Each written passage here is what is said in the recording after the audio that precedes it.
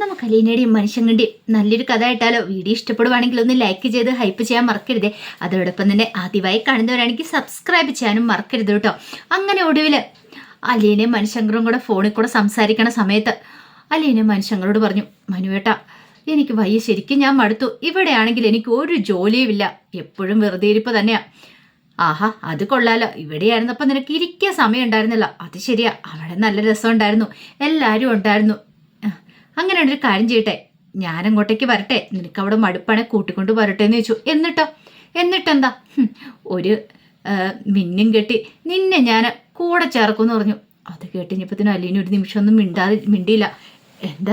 നീ എന്താ മിണ്ടാത്തേന്ന് ചോദിച്ചു. ഇതേ മനുവേട്ട, ഞാൻ മുമ്പ് പറഞ്ഞിട്ടുണ്ട്, ഓ എന്നെ സഹോദരിയായിട്ട് കാണണമെന്നും അങ്ങനെയൊക്കെ തന്നെ ആയിരിക്കില്ലേ, അത് വേണ്ടാന്ന് പറഞ്ഞു. അപ്പോഴേക്കും അല്ലേന്ന് പറഞ്ഞു, അതല്ല മനുവേട്ട, നീ കൂടുതലൊന്നും പറയണ്ട. ഇനിയിപ്പോൾ അവിടെ ചെന്ന് കഴിഞ്ഞപ്പോഴത്തേനും ആളാകെ മാറിയോ? അല്ല, ഇനി സ്റ്റാൻലി ജോസഫിന്റെ മകൾക്ക് ഇനിയിപ്പോൾ സ്റ്റാൻലി ജോസഫ് വല്ല ക്രിസ്ത്യാനി ചെക്കനെ കണ്ടെത്തി തരുമായിരിക്കില്ലേ? ഓ, അപ്പം നമ്മളൊക്കെ എന്ത്, അതുകൊണ്ടായിരിക്കും ഇങ്ങനെയൊക്കെ പറയണേ. അങ്ങനൊന്നും പറയല്ലേ മനുവേട്ട. എങ്കിൽ പിന്നെ എന്താ, നിനക്ക് അവിടെ നിൽക്കാൻ പറ്റില്ലേ? ഒരു വാക്ക് പറഞ്ഞാൽ മതി, ഞാൻ വന്ന് കൂട്ടിക്കൊണ്ട് പോരില്ലേ എൻ്റെ ഭാര്യയായിട്ട് എന്നോടൊപ്പം നിൽക്കാനായിട്ട്. അലീനയ്ക്ക് മനസ്സിലൊരു ചെറിയ സന്തോഷമൊക്കെ തോന്നി. പക്ഷെ എന്തോ അലീനയ്ക്ക് വല്ലാത്തൊരു ബുദ്ധിമുട്ട്. ഇതൊക്കെ നടക്കാൻ പോകുന്ന കാര്യങ്ങളാണോ? എന്താടി നീ എന്തോന്നും മിണ്ടാത്തേന്ന് ചോദിച്ചു. ഒന്നുമില്ല. അതെ, നീ എൻ്റെ മുറപ്പെണ്ണല്ലേ, അപ്പം പിന്നെ എനിക്ക് ധൈര്യമായിട്ട് നിൻ്റെ കഴുത്തിൽ താലിയെടുത്താം. ഇനിയിപ്പോൾ സ്റ്റാൻലി ജോസഫ് എന്നല്ല ആര് സമ്മതിച്ചില്ലേലും നിനക്കിഷ്ടമാണെങ്കിൽ ഉറപ്പായിട്ടും അത് സംഭവിക്കുമെന്ന് പറഞ്ഞു.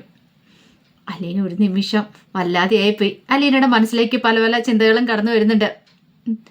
അങ്ങനെ സംസാരിച്ചിരിക്കുന്ന സമയത്ത് അലീന പറഞ്ഞു, മനുവേട്ട ഞാൻ പിന്നെ വിളിച്ചു വേറൊരു കാര്യം പറയാൻ വേണ്ട. എനിക്ക് മനസ്സിലായി, നിന്റെ വീട്ടുകാരെ കുറിച്ചുള്ള കാര്യം ചോദിക്കാനും പറയാനുമായിരിക്കും. മനുവേട്ടൻ അവിടെ പോകണം, അവരെ നോക്കണം, അതൊക്കെയല്ലേ? അതെ മനുവേട്ടൻ അവിടേക്ക് ചെല്ലണം. എനിക്ക് കൃഷ്ണമോളുടെയും ബബിതയുടെയും ഒക്കെ കാര്യം ഓർത്തിട്ട് നല്ല ടെൻഷനുണ്ട്. എന്തിനാ ടെൻഷൻ അടിക്കുന്നേ? അവരൊക്കെ സ്വയം പര്യാപ്തത നേടിയവരല്ലേ? അതെ, എന്നാലും ഒരു ഭയമുണ്ട്. അച്ഛൻ്റെ കാര്യത്തിൽ നല്ല ടെൻഷനുണ്ട്. കാരണം ഞാനും കൂടെ പോന്നു കഴിഞ്ഞോട് കൂടിയിട്ട് അച്ഛൻ ചിലപ്പം വെറുതെ ഇരിക്കില്ല, അറിയാലോ. അമ്മയുമായിട്ട് വഴക്കുണ്ടാക്കാനുള്ള സാധ്യതകൾ കൂടുതലാണ്. അത് കേട്ട് കഴിഞ്ഞപ്പോൾ മനു പറഞ്ഞു, അത് പിന്നെ അങ്കിളുടെ സ്വഭാവം നിനക്കറിയാവുന്നല്ലേ. പിന്നെ അങ്കിൾ അങ്ങനെ പെട്ടെന്നൊന്നും വഴക്കിനൊന്നും പോയില്ല. പിന്നെ ആൻറ്റിയുടെ സ്വഭാവം വെച്ച് പിന്നെ ആൻറ്റി എന്താളും മേടിച്ച് കെട്ടുക തന്നെ ചെയ്യും. വെറുതെ ഇരിക്കില്ലോ, വായിൽ നാക്കടങ്ങി കിടക്കത്തില്ലോ. അതുകൊണ്ടാണ് മനുവേട്ടൻ പറഞ്ഞ് ഒന്ന് പോയി കാര്യങ്ങളൊക്കെ ഒന്ന് അന്വേഷിക്കണം. കുട്ടികൾക്ക് നല്ല വിഷമം കാണുമായിരിക്കേ. മനുവേട്ടൻ ഇടയ്ക്ക് ചെല്ലുന്ന അവർക്കും ഒരു ആശ്വാസം ആകുമായിരിക്കും എന്ന് പറഞ്ഞു. ആയിക്കോട്ടെ, അപ്പം ഇതിനൊക്കെ വേണ്ടിയിട്ട് എന്നെ വിളിക്കണമെന്നറിയാം, അല്ലാതെ വേറെന്തിനും അല്ലല്ലേ. വേറെന്തിനാ? ഞാൻ അങ്ങോട്ട് പറഞ്ഞെന്നുള്ളേ. അപ്പം ഇത്തരം ആവശ്യങ്ങൾക്കൊക്കെ എന്നെ വേണം. അപ്പോഴേക്കും അലീന പറഞ്ഞു, ഒന്ന് പോകും മനുവേട്ടാന്ന് പറഞ്ഞു. അങ്ങനെയെങ്കിലും എന്നെ വിളിക്കുന്നുണ്ടല്ലോ, ഇപ്പോഴെനിക്കൊരു സമാധാനമായെന്ന് പറഞ്ഞു. അല്ല, നീ അവരെ വിളിച്ചില്ലെന്ന് ചോദിച്ചു. ഞാൻ വിളിക്കുന്നുണ്ട്, എന്നാലും മനുവേട്ടനൊന്ന് പോയി അന്വേഷിക്കണമെന്ന് പറഞ്ഞു. അവർക്കൊരു സന്തോഷത്തിന് വേണ്ടിയിട്ടാ. അങ്ങനെ കുറച്ച് സമയം കൂടെ ഫോണിൽ സംസാരിച്ചിട്ടാണ് മനു കോള് കട്ട് ചെയ്ത് കഴിഞ്ഞപ്പോൾ അലീനയ്ക്ക് എന്തോ വല്ലാത്തൊരു സന്തോഷം തോന്നി. മനുവേട്ടനോട് സംസാരിച്ചുകൊണ്ടിരുന്ന സമയത്ത് മനസ്സിലുള്ള ആ സങ്കടങ്ങളൊക്കെ മാറിയതുപോലെ ഒരു കാര്യം ഉറപ്പായി, താനും അച്ഛനും തമ്മിൽ, അല്ല താനും പപ്പായും തമ്മിൽ അടിയാണ്. ഇനി അധികം പെട്ടെന്നൊന്നും അങ്ങനെ കോംപ്രമൈസ് ആകാൻ പോകുന്നില്ല. വിട്ടു കൊടുക്കാൻ താനും ഉദ്ദേശിച്ചിട്ടില്ല. വരുന്നിടത്ത് വെച്ചാണെന്ന് കാണാൻ ഒരു ചിന്തയായിരുന്നു. അങ്ങനെ അലീനയെ വിളിച്ചതിന് ശേഷം മനുഷ്യങ്കർ എന്ത് ചെയ്തു, കടപ്പാട്ടർക്ക് പോകാൻ തീരുമാനിച്ചു. അവിടെ പോയി കാര്യങ്ങളൊക്കെ അറിയണമല്ലോ. അങ്ങനെ മനുശങ്കർ കടപ്പാട്ടർ വീട്ടിലേക്ക് ചെല്ലുവാണ്. ചെന്ന് കഴിഞ്ഞപ്പോൾ കൃഷ്ണമോളും ഭവിതയൊക്കെ ഉണ്ടായിരുന്നു. മനുശങ്കരെ കണ്ടു കഴിഞ്ഞപ്പോൾ ഭയങ്കര സന്തോഷമായി. കാരണം അലീന പോയതിന് ശേഷം അങ്ങനെ വരാറുണ്ടായിരുന്നില്ലല്ലോ. അങ്ങനെ കുറച്ച് പരാതികളും പരിഭവങ്ങളും ഒക്കെ അവർ പറയുന്നുണ്ട് മനുവിനോട്. അപ്പോഴേക്കും വൈജയന്തി വന്നു. വൈജയന്തി വന്നിട്ട് ദേഷ്യപ്പെട്ടു, നീക്കൊന്നും പഠിക്കാനല്ലേ ഇവിടെ വർത്താനം പറഞ്ഞുകൊണ്ടിരിക്കണം, കുറേ സമയം ആയല്ലോ തുടങ്ങിയിട്ട്. അല്ല, മനുവേട്ടൻ വന്നു കഴിഞ്ഞപ്പം പിന്നെ എന്ന് പറഞ്ഞിട്ടുണ്ട്, മനുവിനെ ആദ്യമായിട്ടല്ലേ കാണുന്നേ, പോയിരുന്ന് 2 ലക്ഷം പഠിക്കാൻ നോക്കാം എന്നൊക്കെ പറഞ്ഞൊരു ചീത്ത പറയണം. അപ്പോഴേക്കും പതുക്കെ ശബ്ദം താഴ്ത്തി ഭവിത പറഞ്ഞു, കണ്ടില്ലേ അമ്മയുടെ സ്വഭാവം ഇങ്ങനെയൊക്കെ തന്നെയാ അല്ലേ, എപ്പോഴും ഇങ്ങനെ തന്നെയാണോ? അമ്മയ്ക്ക് ഇവിടെ പറയാനൊന്നും വോയിസ് ഇല്ലെന്നേ അമ്മ എന്തേലും പറഞ്ഞിട്ടുണ്ടെങ്കിൽ പിന്നെ തീർന്നു. അമ്മ ഞങ്ങൾ മക്കളെല്ലാവരും കൂടെ കൂടിയിട്ട് അടിച്ചിരുത്തുമെന്ന് പറഞ്ഞു. ആഹാ, അത് കൊള്ളാലോ. അത് മാത്രമല്ല, അച്ഛൻ്റെ അടുത്ത് സംസാരിക്കാൻ പോയ അച്ഛനും വെറുതെ വിട്ടുകൊടുക്കില്ല, ഒരാഴ്ചത്തേക്കുള്ള അമ്മയ്ക്ക് കിട്ടുമെന്ന് പറഞ്ഞു. അത് കേട്ടപ്പോൾ മനുവിന് ചിരി വന്നു. വൈജയന്തി ചോദിച്ചു, എന്താടി അവിടെ പിറുപിറുക്കുന്നേ? ഒന്നുമില്ലാന്ന് പറഞ്ഞു. അതും പറഞ്ഞിട്ട് കൃഷ്ണമോളും ഭവിതയ്ക്ക് അങ്ങോട്ട് കയറിപ്പോയി. അങ്ങനെ മനു അകത്തേക്ക് വന്നിട്ട് ചോദിച്ചു, ആൻറ്റിക്ക് സുഖമാണോന്ന് ചോദിച്ചു. സുഖമാണോ? പരമാനന്ദമാ. ആ ഒരുമ്പെട്ടവള് പോയതോടുകൂടി എൻ്റെ കഷ്ടകാലമൊക്കെ മാറി. ആൻറ്റി, അതൊക്കെ ആൻറ്റിയുടെ വെറും തോന്നൽ മാത്രമല്ലേ? തോന്നലോ? നീയൊന്ന് പോമനു. അതൊന്നും തോന്നലൊന്നും അല്ല. അവൾ ഇവിടുന്ന് ഇറങ്ങിയതിന് ശേഷം എനിക്കൊരു മനസ്സമാധാനം എന്ന് പറഞ്ഞ കാര്യം ഉണ്ടായത്. ഞാനെന്താളും വാശി പിടിച്ചാൽ അവളിവിടുന്ന് പോയി കിട്ടിയില്ലോ. അവൾ അട്ടയെപ്പോലെ ഇങ്ങനെ പറ്റിച്ചേർന്ന് കിടക്കുമായിരുന്നല്ലോ. ഒടുവിൽ അവൾ പോയി കഴിഞ്ഞപ്പോഴാണ് കുടുംബത്തിലൊരു ഐശ്വര്യം ഉണ്ടായത്. അത് കേട്ടതും മനു പറഞ്ഞു, ഐശ്വര്യം ഉണ്ടായെന്നൊക്കെ ആൻറ്റിയുടെ വെറും തോന്നൽ മാത്രമാണ്. ആൻറ്റി എപ്പോഴും അവളെ കുറ്റപ്പെടുത്തുന്നുണ്ടോ അലീനെ? ആൻറ്റി എപ്പോഴും ചിന്തിച്ചിട്ടുണ്ടോ? അല്ല, ആൻറ്റിയുടെ അമ്മ സഹിതം മക്കളും ഭർത്താവും എല്ലാം അലീനെ സപ്പോർട്ട് ചെയ്ത് നിൽക്കുന്നുണ്ട്. എന്തുകൊണ്ടാണ് ആൻറ്റി അവരൊക്കെ കുറ്റപ്പെടുത്തുന്നത്? എന്തുകൊണ്ടാണ് ആൻറ്റി എപ്പോഴും ചിന്തിച്ചിട്ടുണ്ടോ എന്ന് ചോദിച്ചു. എന്തിന്? ഞാനെന്തിനാ അതിനെക്കുറിച്ച് ചിന്തിക്കണം? ആൻറ്റി, അവർക്കൊക്കെ അലീനെ ഇവിടെ നിൽക്കുന്നത് തന്നെ ഇഷ്ടം എന്ന് പറഞ്ഞു. പിന്നെ അലീനെ ഇവിടെ നിൽക്കുന്ന ഇഷ്ടം.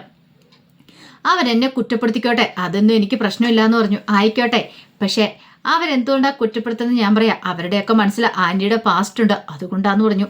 ഒരു നിമിഷം വൈജയന്തി ഞെട്ടിപ്പോയി. നീ എന്താടാ മനു പറഞ്ഞേ? നീ എന്താ ഉദ്ദേശിച്ചെന്ന് ചോദിച്ചു.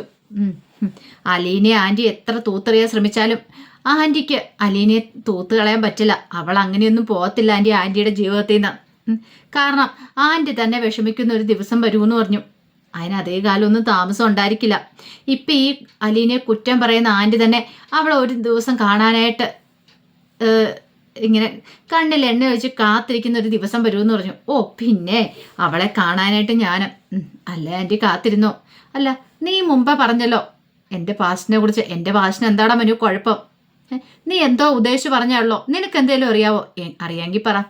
ഞാനിപ്പോൾ കൂടുതലൊന്നും പറയുന്നില്ല, ആൻറ്റിക്ക് അറിയാവുന്ന കാര്യമല്ലേ. ഇനിയിപ്പം ഞാനും കൂടെ എന്തിനാ അത് പറയണേ? അതും പറഞ്ഞുകൊണ്ട് അങ്കിളിനെ ഒന്ന് കണ്ടിട്ട് വരട്ടെ എന്നും പറഞ്ഞുകൊണ്ട് മനു അങ്ങോട്ട് കയറിപ്പോയി. വൈജയന്തിക്ക് എന്ത് ചെയ്യണമെന്ന് അറിയില്ല. വൈജയന്തിയുടെ ശരീരം ആകെ വിറയ്ക്കാൻ തുടങ്ങി. ദൈവമേ, എന്തൊക്കെയാണ് പറയണത്? ഇനിയിപ്പോൾ ആഗ്രയിലെ കാര്യത്തെക്കുറിച്ച് എല്ലാവർക്കും അറിയാവോ? ബാലേന്ദ്രനും അറിയാവോ? അങ്ങനെയാണെങ്കിൽ ഇനി അതാണോ പ്രശ്നം? 100 ചോദ്യങ്ങളും വൈജയന്തിയുടെ മനസ്സിൽ കിടന്ന് ഇങ്ങനെ വല്ലാതെ ആവുകയാണ്. കാരണം തൻ്റെ മക്കൾ പോലും ചില സമയത്ത് തന്നെ കുത്തി പറയുന്നുണ്ട്. കാരണം എന്താണെന്നറിയില്ല. അങ്ങനെ മനു ബാലേന്ദ്രൻ്റെ അടുത്തെത്തി. ബാലേന്ദ്രൻ്റെ വിശേഷങ്ങളൊക്കെ ചോദിക്കുന്നുണ്ട്. അസുഖങ്ങൾ എങ്ങനെയൊക്കെയുണ്ട് അങ്കിളെ? ഇപ്പോൾ കുറവുണ്ടോയെന്നൊക്കെ ചോദിച്ചു കഴിഞ്ഞാൽ പറഞ്ഞു, ഓ അതൊക്കെ അതിൻ്റെ വഴിക്ക് നടക്കൂടാ, നമ്മളത് മൈൻഡ് ചെയ്യാതിരുന്നാൽ മതി. അല്ല, പിന്നെ അങ്കിള് വന്നിട്ട് അലീനെ കാണാൻ പോയില്ലല്ലോ? പോയില്ല. എപ്പോഴും അങ്ങ് ചെല്ലുന്ന അവർക്ക് ബുദ്ധിമുട്ടാണല്ലോ എന്ന് കരുതിയിട്ടാ. പിന്നെ പോയിട്ട് 1 മാസമല്ലേ ആയുള്ളൂ. പെട്ടെന്ന് എങ്ങനെയാണ് അങ്ങോട്ട് കാണാൻ പോകുന്നതെന്ന് ചോദിച്ചു. അല്ല, ഇപ്പം ആൻറ്റിയായിട്ട് എങ്ങനെയാ? പഴയതുപോലെ ശത്രുതയിലാണോ? എടാ, അതിനൊരു മാറ്റമൊന്നും വരാൻ പോകുന്നില്ല. അവളുടെ സ്വഭാവം അറിയാലോ. ഇടയ്ക്കിടയ്ക്ക് അവൾ ഓരോന്ന് പറഞ്ഞുകൊണ്ട് എൻ്റെ അടുത്തേക്ക് വരും. ആരും മൈൻഡ് ചെയ്യുന്നു? പണ്ടൊക്കെ ആയിരുന്നു. ഇപ്പോഴങ്ങനെയൊന്നും അല്ല. ഉരുളയ്ക്ക് ഉപ്പേര് പോലെ ഞാൻ മറുപടി കൊടുക്കും. അങ്കിളെ, വെറുതെ ഒരു പ്രശ്നം ഉണ്ടാക്കാനൊക്കെ എളുപ്പമാണ്. അലീനയ്ക്ക് അവിടെ ആണെങ്കിലും ടെൻഷനാ. അങ്കിളുടെ ആൻറ്റിയുടെ കാര്യം ഓർത്തിട്ട്. അതെനിക്കറിയാം. അവളെ ഓർത്തിട്ട് മാത്രമാണ് ഞാനൊന്നും മിണ്ടാതെയും പറയാതെ ഇരിക്കുന്നത്. അല്ലായിരുന്നെങ്കിലുണ്ടല്ലോ പണ്ടേ കാര്യത്തിലൊരു തീരുമാനം ഉണ്ടാക്കിയാനും. അതെ, അങ്കിളിന് ഇവിടെ വല്ല പ്രഷർ കൂടുമോ അല്ലെങ്കിൽ എന്തെങ്കിലും അസുഖം ഉണ്ടാവും എന്നൊക്കെ ഓർത്തിട്ട് അലീനയ്ക്ക് അവിടെ ഒരു സമാധാനക്കേടാം. അതെനിക്കറിയാം അവൾക്ക് അങ്ങനെ ഉണ്ടാവുന്നു. കാരണം എൻ്റെ മക്കളെക്കാളും മക്കളെ പോലും നോക്കുന്നേക്കാളും കാര്യമായിട്ടല്ല അവൾ എന്നെ നോക്കിക്കൊണ്ടിരുന്നേ. അവൾ പോയപ്പോൾ ശരിക്കും എൻ്റെ ചെറുകൊടിഞ്ഞ പോലെ എടാ. അവൾ എവിടെ ഉണ്ടായിരുന്നപ്പോൾ എനിക്ക് എന്തൊരു സ്വസ്ഥതയോ സമാധാനം ഉണ്ടായിരുന്നറിയോ? കുട്ടികളുടെ കാര്യത്തിലാണെങ്കിലും. പക്ഷെ ഒരു കാര്യമുണ്ട്, അവൾ പോയി കഴിഞ്ഞപ്പം അവരെ പ്രാപ്തരാക്കിയിട്ടാണ് പോയിരിക്കുന്നത്. ആ ഒരു സമാധാനമുണ്ട്. മുമ്പത്തെ പോലെ ഒന്നുമല്ല. മുമ്പായിരുന്നെങ്കിലും ഞാൻ ആകെപ്പാടെ പെട്ടുപോയെന്ന് പറഞ്ഞു. അത് കേട്ടതും മനു പറഞ്ഞു, അത് ശരിയാ. ഭവിതയും രോഹിയും കൃഷ്ണയൊക്കെ ആണെങ്കിലും പഴയതുപോലെ ഒന്നുമല്ല. നേരത്തെയൊക്കെ ഇങ്ങനെയൊന്നും ആയിരുന്നില്ലല്ലോ. അത് ശരിയാ. അവളിവിടെ ഉണ്ടായിരുന്നെങ്കിൽ എല്ലാ കാര്യത്തിലും ഉത്തരവാദിത്വം ഉണ്ടായിരുന്നു. വീടിൻ്റെ കാര്യത്തെക്കുറിച്ച് ഞാൻ ചിന്തിക്കുക പോലും വേണ്ടിയിരുന്നില്ല. പക്ഷെ പറഞ്ഞിട്ട് കാര്യമില്ലല്ലോ എന്നൊക്കെ പറഞ്ഞു. അല്ല അങ്കിൾ, എൻ്റെ തീരുമാനം എന്താ? ഇങ്ങനെ മുന്നോട്ട് പോകാനായിട്ടാണോ? അല്ല, എൻ്റെ മനസ്സിൽ കുറേ തീരുമാനങ്ങളൊക്കെ ഉണ്ട്. ചില കാര്യങ്ങളൊക്കെ മനസ്സിലിങ്ങനെ ഞാൻ അടുക്കി വെച്ചിരിക്കുക. ഒരു ദിവസം ഒരു ബോംബ് പോലെ എല്ലാം കൂടെ ഒറ്റ പൊട്ടൽ അങ്ങോട്ട് പൊട്ടും. അതോടുകൂടി എല്ലാം ചിന്നിച്ചെതറുമെന്ന് പറഞ്ഞു. അങ്കിളെ, അത്രയ്ക്ക് വേണമെന്ന് ചോദിച്ചു. വേണോടാ മനു, എത്ര കാലം എന്ന് വെച്ചാൽ ഞാനിങ്ങനെ മനസ്സിൽ കൊണ്ടു കിടക്കുന്നേ. എല്ലാത്തിനും ഒരു അവസാനം ഉണ്ടാവണ്ടേ? അത് ഞാൻ തീരുമാനിച്ചു കഴിഞ്ഞ കാര്യമാണ്. അതിന് മാറ്റമില്ല എന്ന് പറഞ്ഞു. ആ സമയം അവധക്കുട്ടി ഞാൻ പൊന്നിലൂർക്ക് പോകാനായിട്ട് ഒരുങ്ങി. പിന്നീട് അലീനയോട് യാത്ര പറഞ്ഞു കഴിഞ്ഞപ്പോൾ അലീന പറഞ്ഞു, വല്യപ്പച്ചനും കൂടെ പോയി കഴിഞ്ഞിട്ടുണ്ടെങ്കിൽ പിന്നെ എനിക്ക് ആകെപ്പാടെ വിഷമമെന്ന് പറഞ്ഞു. അതെന്താ? എനിക്ക് പിന്നെ ആരാ? ഇവിടെ ഒരു കമ്പനിക്ക് ലാലിച്ചനുണ്ടല്ലോ, ബെസ്റ്റ് കമ്പനി കൂടിയാൻ പറ്റിയ ആള്. അങ്ങോട്ട് എന്തെങ്കിലും സംസാരിച്ചുകൊണ്ട് നിന്നിട്ടുണ്ടെങ്കിൽ അളന്ന് തൂക്കിയാൽ സംസാരിക്കുള്ളൂ. പട്ടാള ചിട്ടയല്ലേ, ഇന്ന സമയത്ത് ഇന്നത് സംസാരിക്കണമെന്ന് പറഞ്ഞ് നമ്മൾ എങ്ങനെ അറിയാനായിട്ടാ? നമുക്ക് മാതൃവിദ്യ ഒന്നും അറിയില്ലല്ലോ. അത് കേട്ടോ അത് കുടിച്ച് ഞാൻ ചിരിച്ചു. എങ്കിലൊരു കാര്യം ചെയ്യ, നീ എൻ്റെ കൂടെ കൊട്ടാരമരത്തിന് പോരെ? വരണം വല്യപ്പച്ച. ഇപ്പം വേണ്ട, പിന്നീട് ഒരിക്കൽ ഞാൻ വരാമെന്ന് പറഞ്ഞു. അതെ, വല്യപ്പച്ചൻ പോയിട്ട് എത്ര ദിവസം കഴിയും? ഒരു 1-2 ദിവസം അവിടെ കഴിയും. അവിടെ കുറച്ച് പരിപാടികളൊക്കെ ഉണ്ടെന്ന് പറഞ്ഞു. പെട്ടെന്ന് തന്നെ പറഞ്ഞു കേട്ടോ എന്ന് പറഞ്ഞു. മിക്കവാറും വല്യപ്പച്ചനും മോനുമായിട്ട് ഞാൻ സമരം നടത്തേണ്ടി വരും. അതെന്തിനാ? വല്യപ്പച്ചൻ അറിയാത്ത കാര്യമാണോ? അടുക്കളയിലോട് കയറണ്ടെന്ന് പറഞ്ഞില്ലേ, എനിക്ക് കയറാതിരിക്കാൻ പറ്റുമോ? അപ്പം പിന്നെ ഉറപ്പായിട്ട് സമരമുറകൾ ഞാൻ തുടങ്ങേണ്ടി വരും. ഞാൻ വരുമ്പോൾ നീ ഇവിടെ കാണുമോ? ഞാനിവിടെ കാണുമായിരിക്കും. ചിലപ്പോൾ വല്യപ്പച്ചൻ്റെ മോനായിരിക്കും ഇവിടെ കാണത്തില്ലായിരിക്കും എന്ന് പറഞ്ഞു. അതെ, പ്രശ്നങ്ങളൊന്നും ഉണ്ടാക്കാതെ 2 ദിവസം ഒന്ന് പോയിക്കോണേ, ഞാനൊന്ന് പോയിട്ട് വന്നോട്ടെ എന്നൊക്കെ അവധി കുടിച്ചാൻ പറഞ്ഞു. അങ്ങനെ അവധി കുടിച്ചാനെ അലീന യാത്ര അയക്കണം. അവധി കുടിച്ചാനെ നല്ല വിഷമം ഉണ്ടായിരുന്നു പോവാനായിട്ട്, പക്ഷെ പോവാതിരിക്കാൻ പറ്റില്ല. അങ്ങനെ അവധി കുടിച്ചാന് പുറത്തേക്ക് ഇറങ്ങി കഴിഞ്ഞപ്പോൾ സ്റ്റാൻലി പറഞ്ഞു, ഞാൻ കൊണ്ടുവിടാം എന്ന് പറഞ്ഞു. വേണ്ട വേണ്ട, അതിൻ്റെ ആവശ്യമൊന്നുമില്ല. ആ ബൈജുവിനെയോ വിനോദിനെയോ ആരെങ്കിലും പറഞ്ഞാൽ വിട്ടി പറഞ്ഞു വിട്ടാൽ മതി, അവരെന്നെ കൊണ്ടേ വിട്ടോളൂ എന്നൊക്കെ പറഞ്ഞു. അങ്ങനെ അതുകൂടി ഞാൻ പോയി കഴിഞ്ഞപ്പോൾ അലീനയ്ക്ക് വല്ലാത്തൊരു ബുദ്ധിമുട്ടായി, ഒരു ഒറ്റപ്പെടൽ ഫീൽ ചെയ്യുകയാണ്. അതിൻ്റെയൊക്കെ കഥകളാണ് കാണാൻ പോകുന്നത്. ആ വിശേഷങ്ങൾക്കായി നമുക്ക് എല്ലാവർക്കും കാത്തിരിക്കാം കേട്ടോ. ഒരിക്കൽ കൂടി എല്ലാവർക്കും ശുഭരാത്രി നേർന്നുകൊണ്ട് നിർത്തുന്നു. നന്ദി.